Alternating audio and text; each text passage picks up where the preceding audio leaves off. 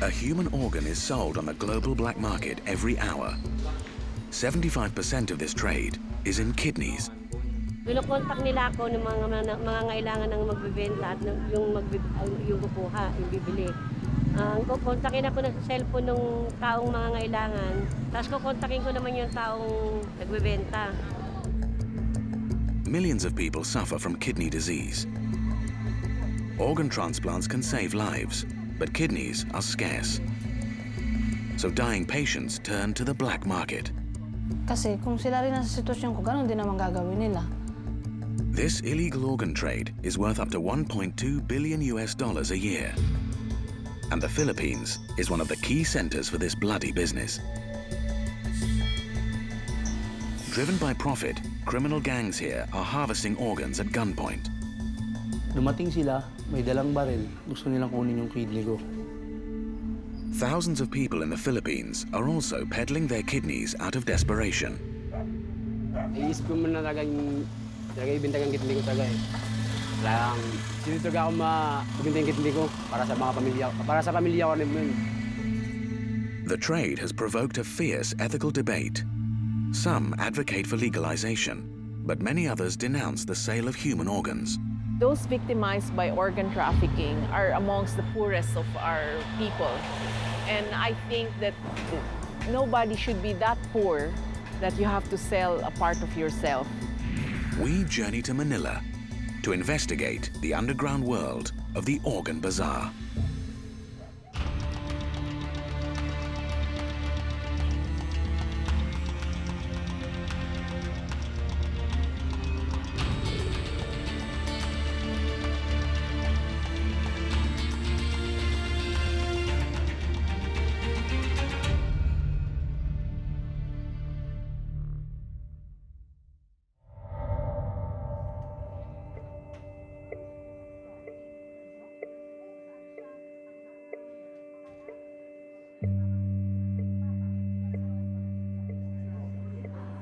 Years old ako nung na-diagnose ako na nag-kidney failure na ako.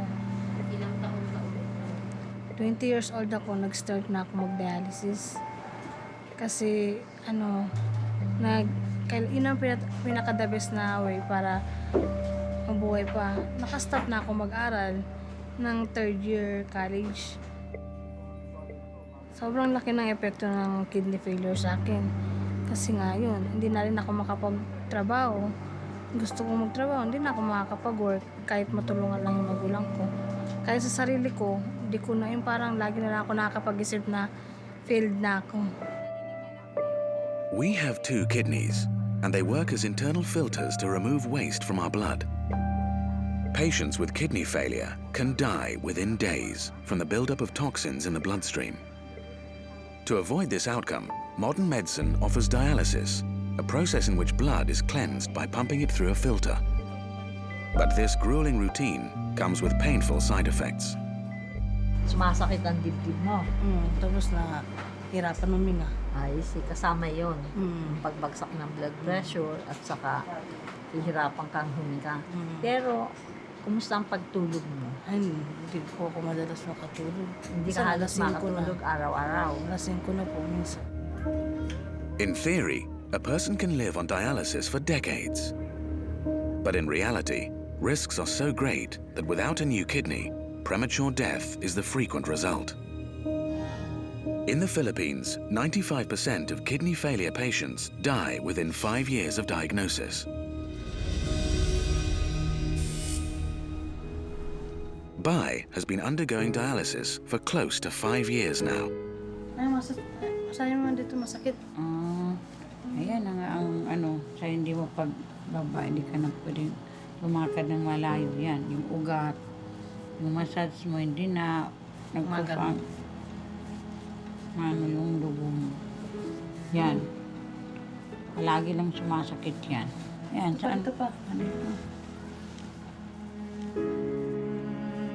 Sayaw kasi, dati, nung high school pa ako noon, may mga grupo talaga kami. Yan, tapos ngayon hindi ko na magagawa yun talaga. Kasi wala na, hindi ko na talaga kaya eh. Dialysis has caused Bai's face to swell.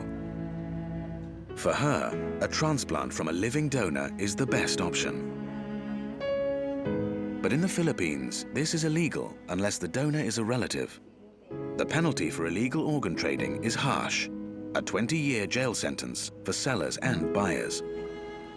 Ano yung parang gustong-gusto mong mabuhay, pero walang ibang sitwasyon, walang ibang choice kundi magpa-transplant ka. Tapos wala kang kamag-anak nga na kamatch mo, kailangan mo talagang bumili. Kaya lang hindi talaga pwede.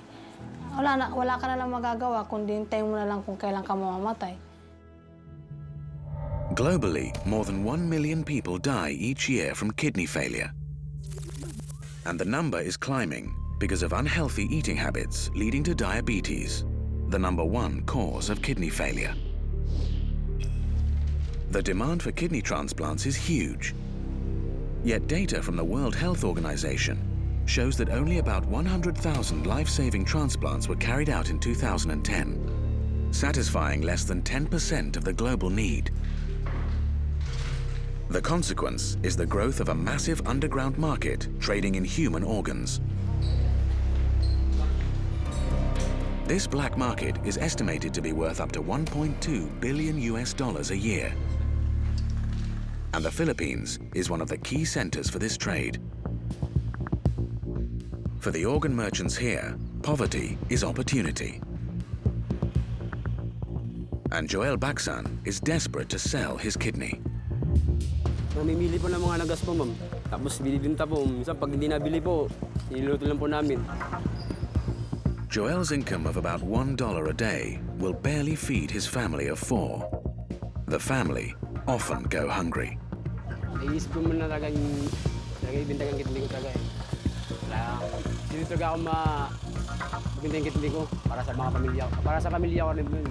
Tsaka kung sakaling makuha naman ako ng hindi ko naman pabayaan yung sa akin, yung bibabad sa akin eh.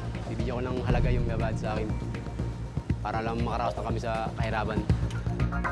Joel hopes that if he can sell one of his kidneys for a few $1,000s, he can start a business and build a new home for his family. The money will be a lifeline out of his desperate situation.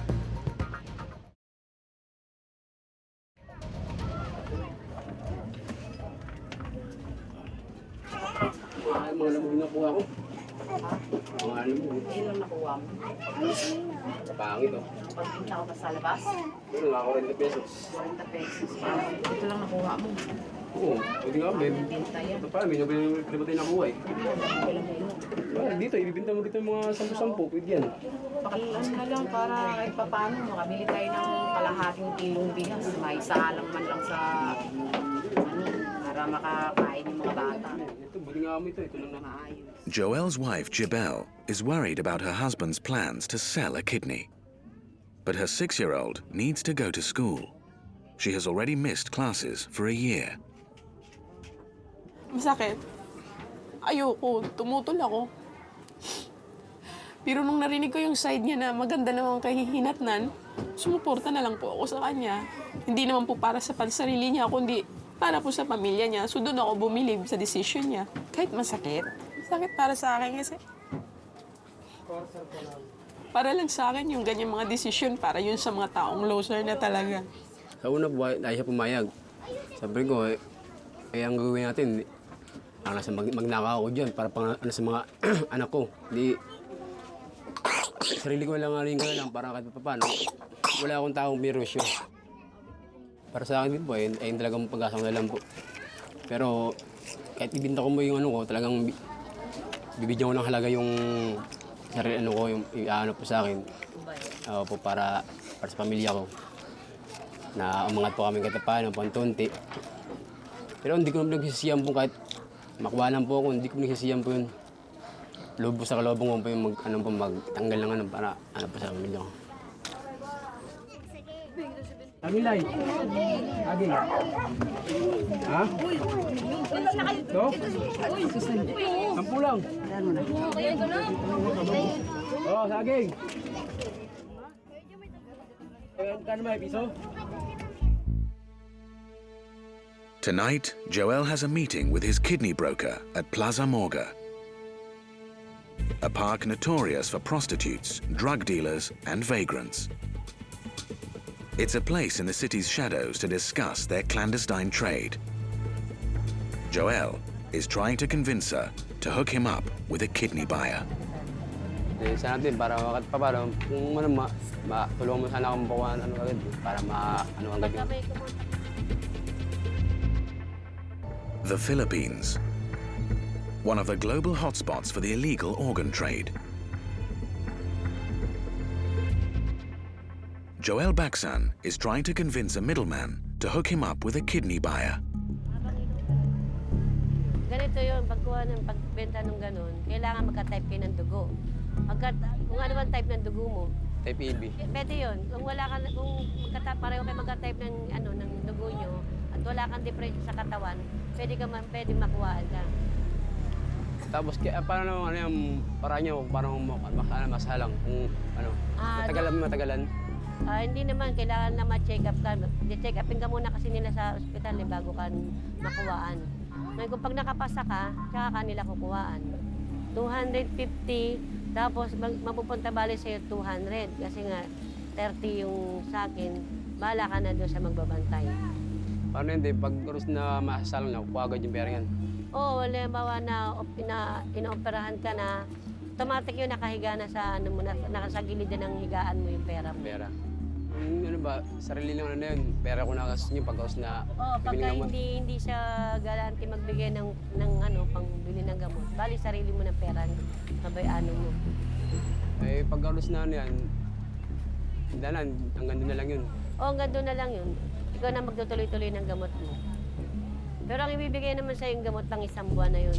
Bakit mayroong papipraman na papel na para sakali meron sa'yo mangyari, hindi nila... Wala na. Wala ka na pipirmahan nun. Kasi, kumbaga, labas na sila nun binayaran ka na nila Kaya wala na silang pakialam kung may mangyari pa sa iba sa'yo. Sana din, para kahit pa paano, kung tulungan mo sana akong bakuhan agad para agad. Pagka may kumontak na sa akin. Mary has been an organ broker since 2012. Like Joel, she is driven by her poverty. Alam kong sa palagay ko talagang mali ang ginagawa ko. Kanya lang sa kagipitan ng buhay ngayon, balik ko kapital lang din ako. Kaso naman sa kung ano pang gawin ko sa buhay ko. Kaya yun na lang naisipan ko. Mary got into the trade after she was recruited by a neighbor. She is just one pawn in the vast network of illegal organ traders in the Philippines. Activists and researchers have discovered that the organ trade operates like a pyramid scheme. At the top of the pyramid scheme is the doctor. He works with an agent to find suitable kidney sellers. The agent may then recruit other agents to do his dirty work. Amiha Nabuea has been studying the kidney trade in the Philippines for more than 8 years. She surveyed hundreds of kidney sellers. Using the survey results, she successfully campaigned to get kidney sales outlawed. She explains how the pyramid scheme works.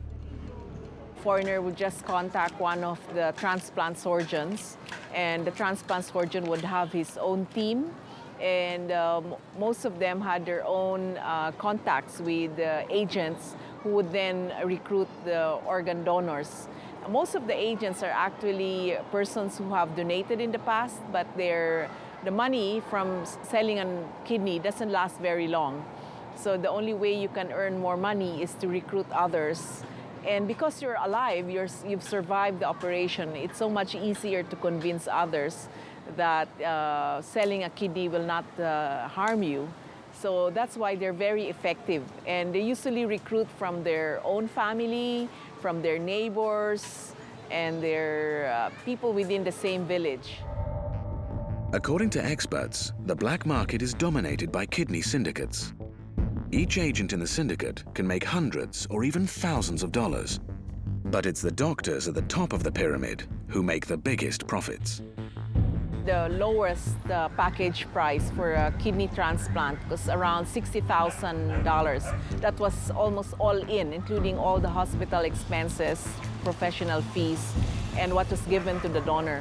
And we found out that the average amount that organ donors would receive would be around $2,000 to $3,000 US.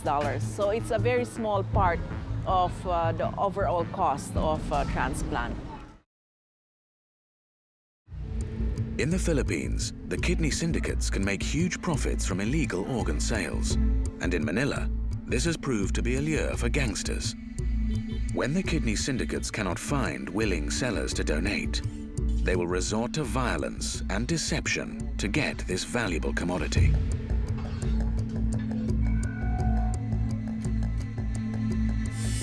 Reggie Habinales experienced this firsthand. It all began 5 years ago when he signed up for what he believed was a free medical checkup.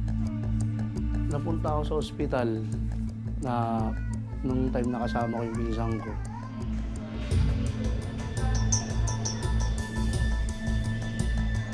Basta ang alam ko lang, free general check-up sa katawan.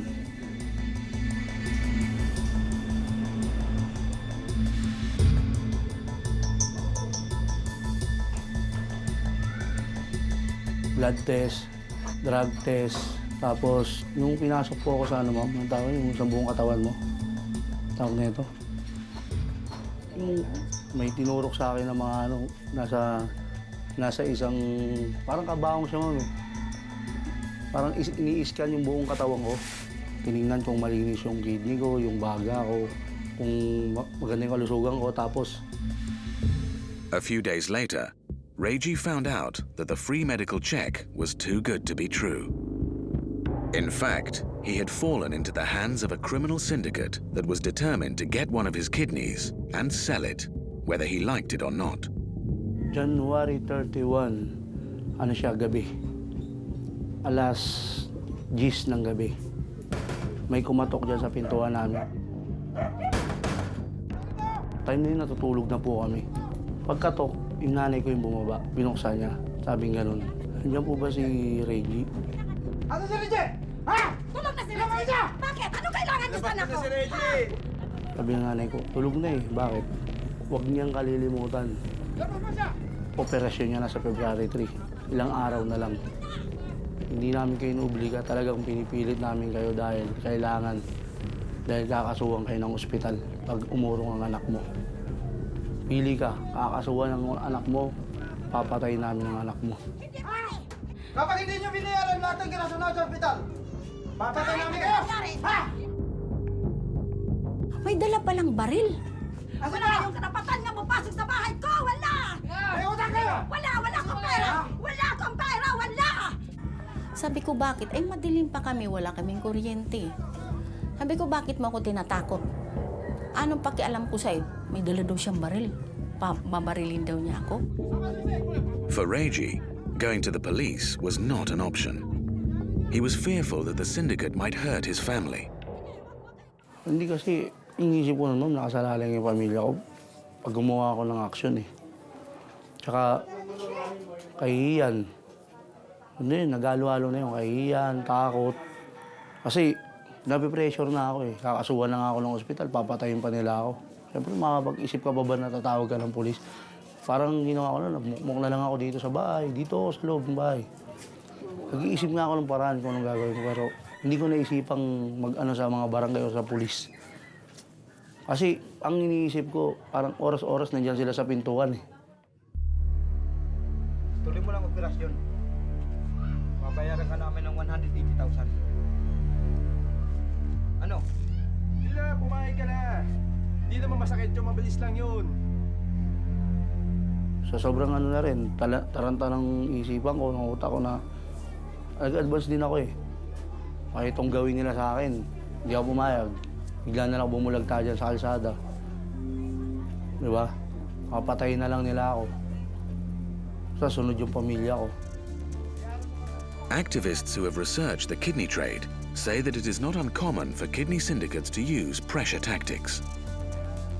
He didn't know it, but Reggie's medical checkup was paid for by the syndicate, and they will not let their investment go to waste.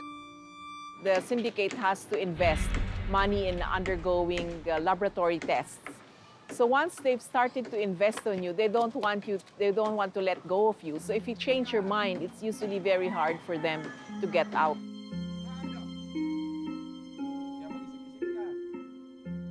Reggie's family was also desperate for money, and the thugs promised Reggie $4,000 for his kidney. Sabi naman ito ni Reggie, "Nanay, pumayag ka na. Kasi nakasanla ang bahay natin ng 25,000. Sabi ko, Reggie, kaya naman natin itutubusin na hindi manggagaling dyan sa bituka mo. Ay pantutubos natin para lang mabawasan yung isa mong kidney."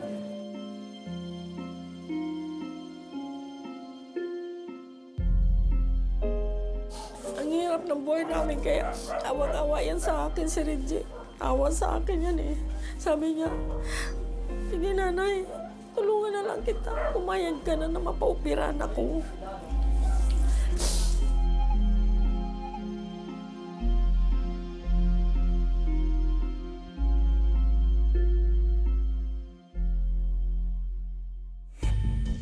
The kidney buyer was a Canadian.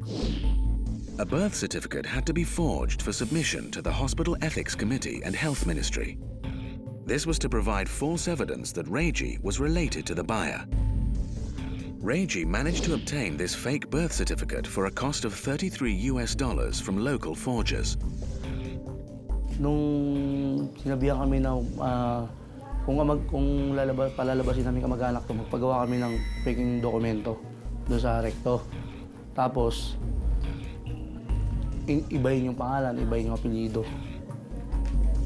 Para lumabas na kamag-anak namin. Kamag-anak namin yung dodonora namin. Reggie was admitted into a private hospital. We can't name the hospital, as Reggie is concerned the middleman may harm his family. Yung mga nurse doon na nakausap ko, sabi nila sa akin, "Kumari, huwag niyo pong ipapaalam doon sa ibang department. Kasi kidney transplant department po ang umahawak ng operation na to. So hindi po to dapat makalabas kasi baka langawin to ng media." O paano kuya, handa ka na ba sa gagawin natin? Sa atin lang to ha. Hindi pwede malaman ng iba, kahit ibang departamento. Okay ba kuya? At the peak of the pyramid scheme are the transplant surgeons. They are afraid to be caught red-handed. Pinakita mo na yung x-ray ng kidney ko. Pinakita yung x-ray ng kidney ko. Tapos, ito yung kanan, ito yung malakas. Ito, hindi namin tatanggalin yan. Huwag kang mag-alala. May nabubuhay naman na kahit isa na ang kidney. The surgery was scheduled at night. This reduces the risk of other hospital staff finding out what's going on. Then, pinatugtog yung radyo. Pagkapatugtog, parang ihatid ako sa huling hantungan eh. Pwede ba ma'am? Pwede kong anayin. Somewhere down the road. Pagka start ng tugtog, tinarakan ako dito ng karayom. Unti-unti akong hitingang paligid ko hanggang sa nawalan na ako ng malay.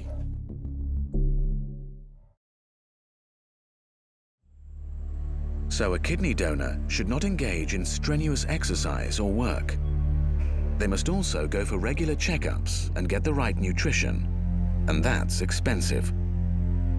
When you donate a kidney, you have to be extra careful. You have to stop smoking, you have to stop alcohol, binging, and you have to have, more healthy lifestyle.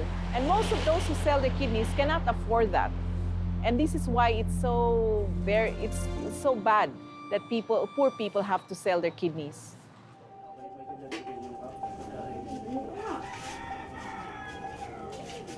Five years have passed since Reggie's ordeal in the private hospital. Since then, he is married and had a child.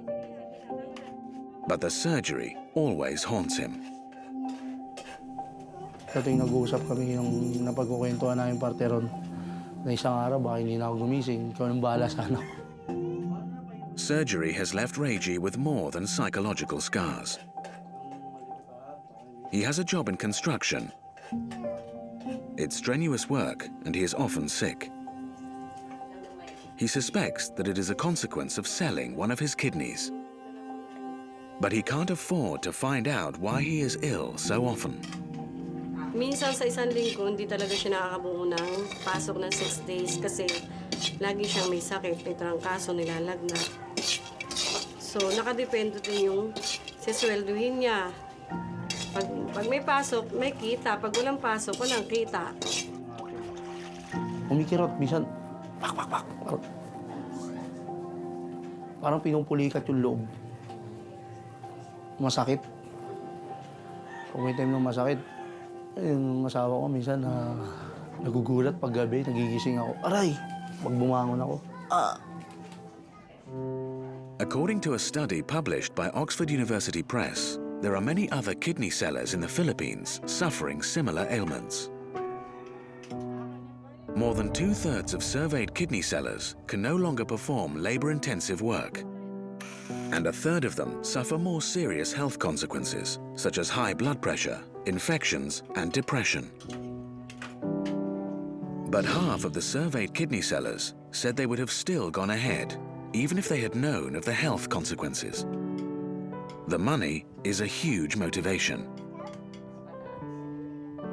Despite his ordeal, Reggie does not oppose the kidney trade. mas gusto kong maging fair na lang sila sa tao. Direct nilang ibigay yung bayad. Tapos, merong kasiguraduhan para din sa pamilya na halimbawa, maiiwan, mamatay yung tao na yun kasi humihina ng resistensya, di ba? May papakita ko sa tao na ito ako, binenta ko yung kidney ko. Pero ito, maganda yung alagayan ko ngayon sa buhay. Hindi ako nahihirapan. Pamilya ko, kumakain 3 beses sa isang araw. Reggie received only $4,000 out of the $22,000 that the Canadian buyer paid for the surgery. More than 80% of the money went to the doctors, agents, and criminal gangs that organized the operation. Yung 1 milyon, dadaan na isang departamento, maghahati-hati pa sila. Doon pa lang sa na yun, meron ng corruption. May pagnanakaw na nangyari. According to Reggie, the gangsters received about $2,000 from the trade. The lion's share of the profit went to the doctors. The person in the middle of all of this is the transplant surgeon, because the transplant surgeon is the one who has contacts with the potential recipients as well as the potential donors. So the key person in all of this, all of the cases we've seen have actually been the transplant surgeons, which is very, very sad, because you would expect a higher standard of ethics from somebody who has been so highly trained. After he was discharged from the hospital, Reggie never saw his doctor or the kidney recipient again. With the $4,000, Reggie built this house. But life is still a constant struggle to make ends meet.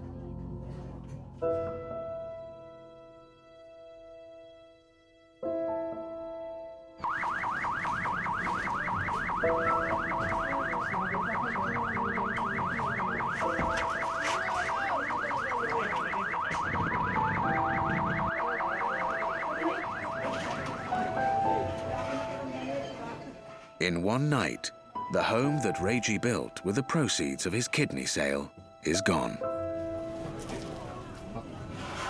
Narinig ko na lang may nagsisigawan. Kalo ko naman, mga pumuputok.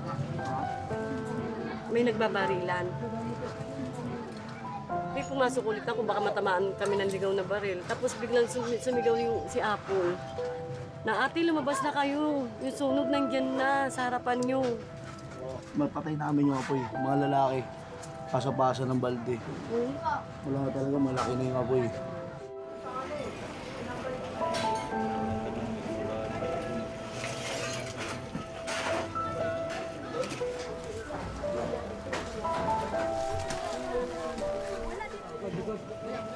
Paglabas ko nga rito, gumagano na yung apoy. Init, tapos yung mga kuryente. Nagaglaon na kami. May mga pumuputok ng mga tangke. Boom! Masabog yung mga gasol, yung mga tangke. Kaya lumabas na kami. Yung labasan ng mga tao.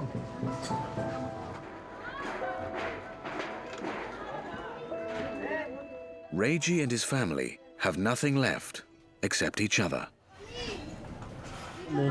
Kunin yung mga ibang pwede pang gamitin, mga kutsara. Wala naman na kaming pambili, wala akong pera.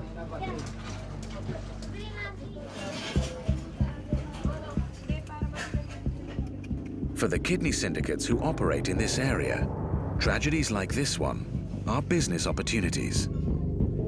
One of them spoke to us on condition of anonymity. Sunog, di ba? Ang dalas ng sunog dyan. Sunog, baha, ulan, o kung anumang kalamidad, parang mas tumataas yung mga gustong magbenta. Oo. Nangangailangan sila ng husto. Laging lumalapit sa akin. Para kailangan na pagpagawa ng bahay. Tsaka kumaga pang umpisa ulit nila. Dahil sunod na nga yung bahay nila eh. Para meron sila pag napagawa, ano pang umpisa para may malit na tindahan sila. Tsaka pantubos ng bahay, na isang lang bahay. The exploitative practice of kidney syndicates is not unique to the Philippines. Professor Monir has been studying the kidney trade for over a decade and has seen kidney criminal gangs operating from Brazil to Bangladesh.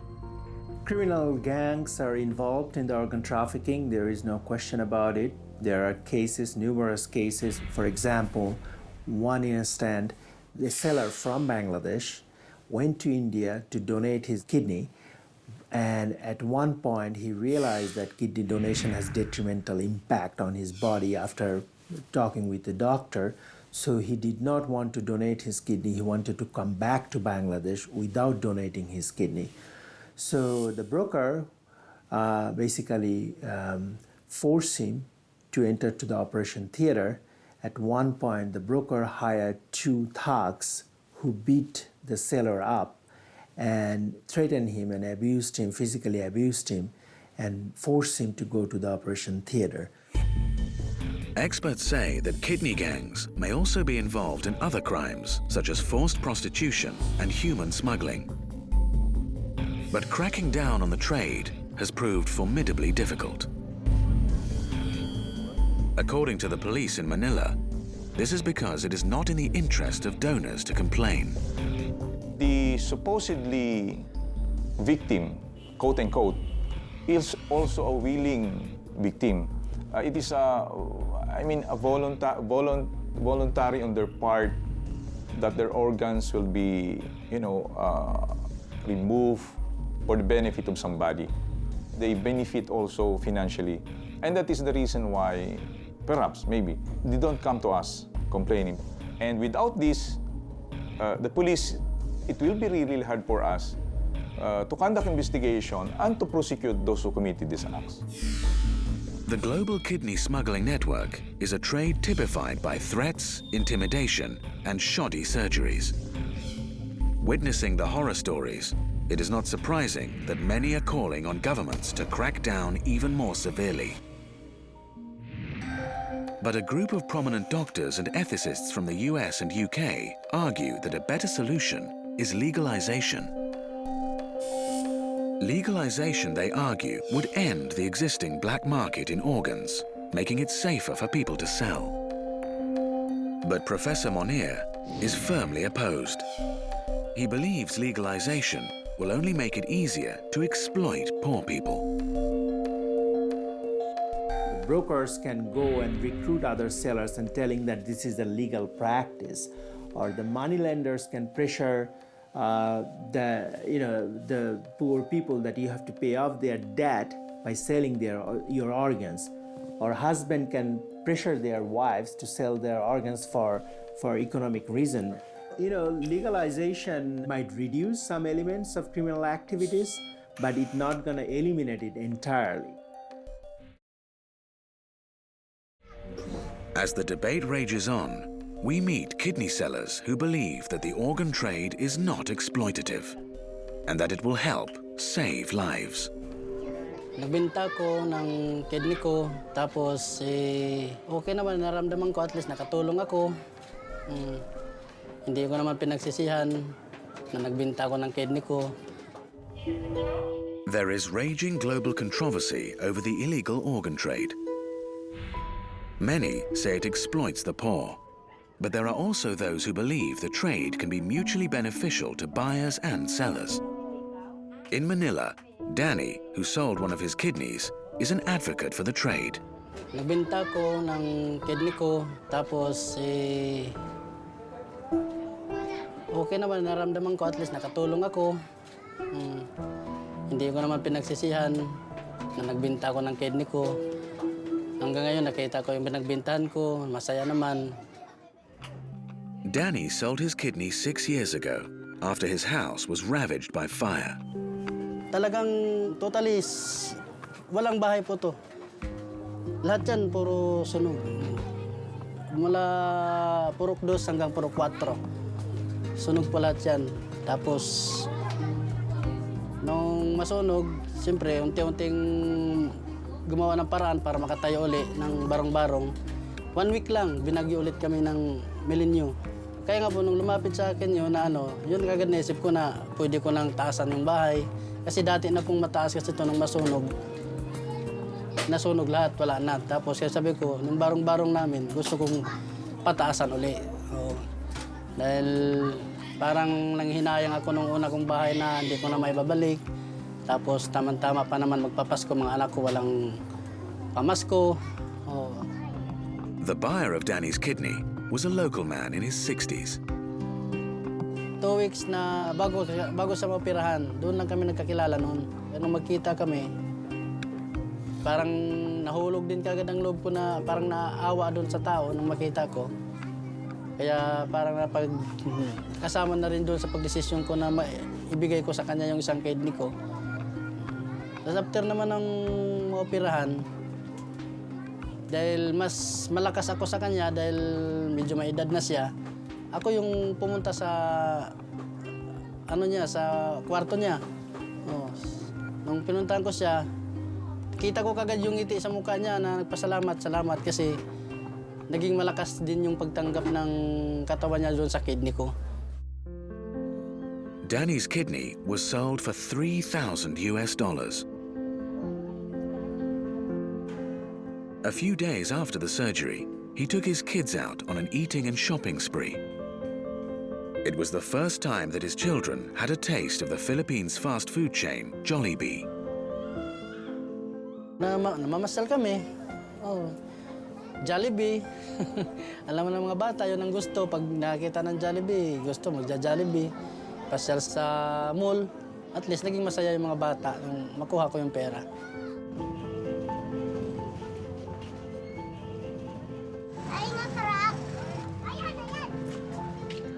Siyempre, bilang ama, masaya ako. Siyempre, masaya yung pamilya ko. Masaya kami parehas. Nabigay ko yung gusto nila. Na magturo, kung anong ituturo, nabibili ko. Na kung hindi dahil doon, hindi ko may bibigay sa kanila. Dalawa? Yeah! Lang.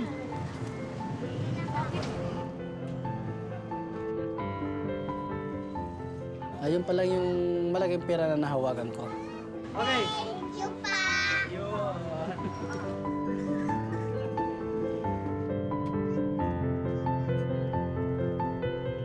Wala namang pagbabago sa katawan ko, sa pagbubuhat. Okay pa rin kasi sumasama pa rin ako sa trabaho ng kung natatawag dito na mano, yung nagbubuhat ng mga bigas. Danny also rebuilt his home. His 2-story hut is one of the tallest in the slums and also one of the sturdiest. With the leftover money, Danny bought a motorcycle and he is now able to work as a driver. Before he sold his kidney, he was an odd job worker. Danny's experience has convinced him that the laws banning kidney sales in the Philippines are misguided.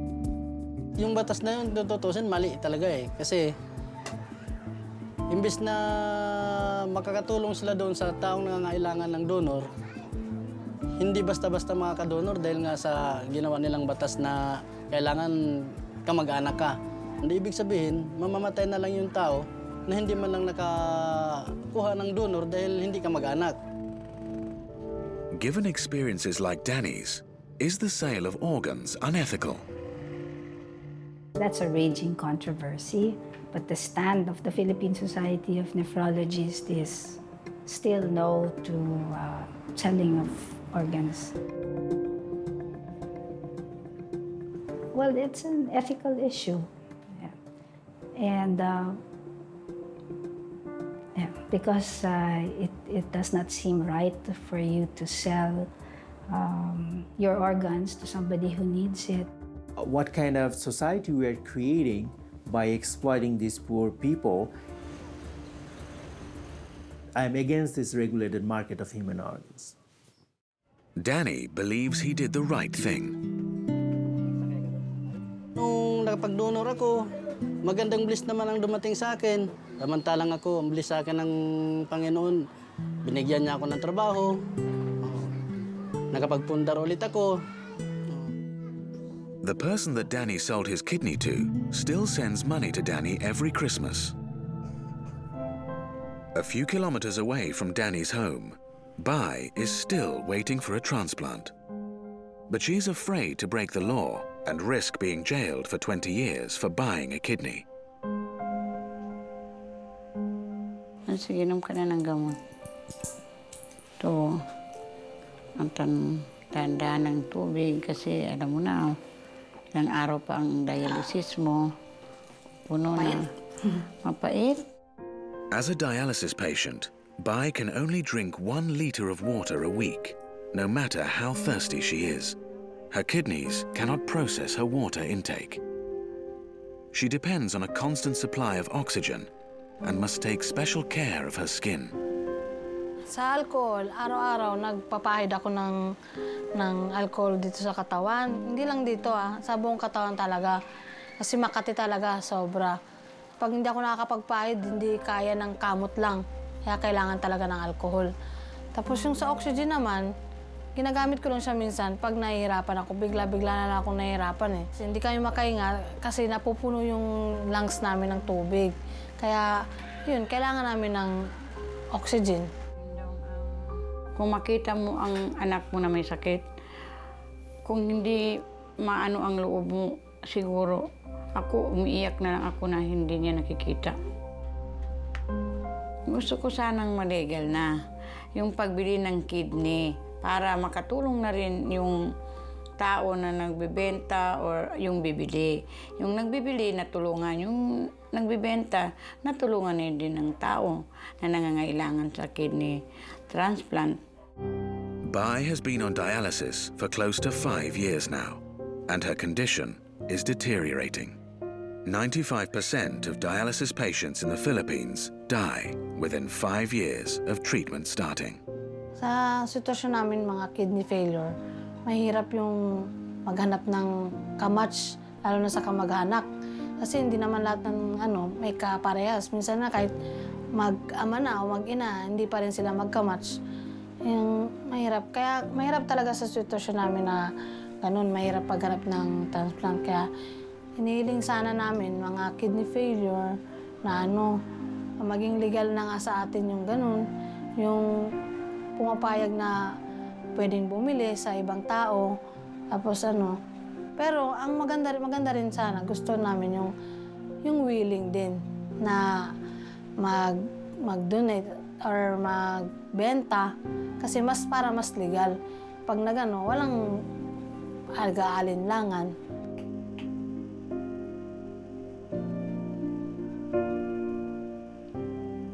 Ano magiging reaction mo dun sa mga magsasabi na mali yun? Hindi ko pakikinggan sila. Kasi kung sila rin nasa sitwasyon ko, ganun din naman gagawin nila.